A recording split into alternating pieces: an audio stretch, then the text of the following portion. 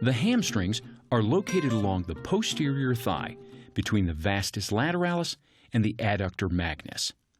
As a group, the hamstrings and their tendons are easily palpable. Biceps femoris is the lateral hamstring. It has two heads, a superficial long head and a deeper, indiscernible short head. The medial hamstrings include the two semi-muscles, the semitendinosus, which lies superficial to the wider and deeper semimembranosus.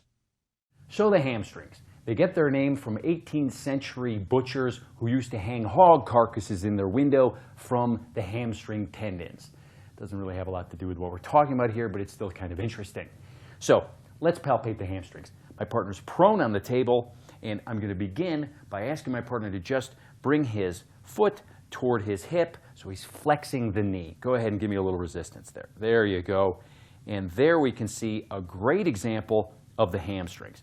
We've got the semitendinosus belly here, the semimembranosus deep to it, and here's that biceps femoris laterally, and there's that tendon coming around to the head of the fibula. Great, and relax. So let's take a moment to notice that the hamstrings really only fill up that central portion of the posterior thigh, unlike the quadriceps.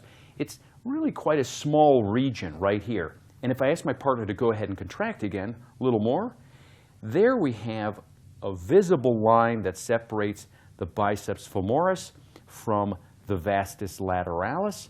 And there we have the line between the semi-hamstrings and the adductors over here.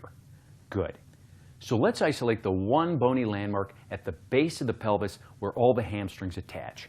Here, just past the gluteal fold, is the ischial tuberosity right there. And if you've ever sat through a long concert on a hard chair, you know where your ischial tuberosity is. And that's the attachment for the hamstrings. So I'm going to ask my partner to just raise his foot up a little. And wow, right there I feel the broad, strong tendon of all the hamstrings. Good, and relax.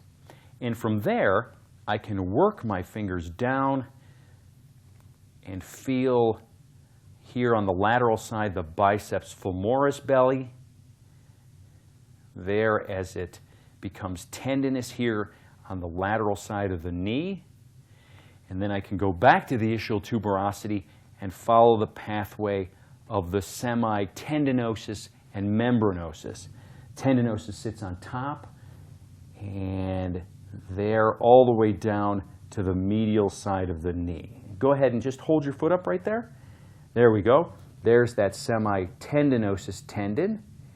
And then deep to it inside a little bit is the semimembranosus. And then there was that biceps femoris tendon here.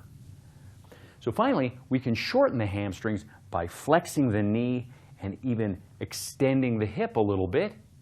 And we can lengthen the hamstrings by extending the knee. And if my partner were supine, I could even flex the hip.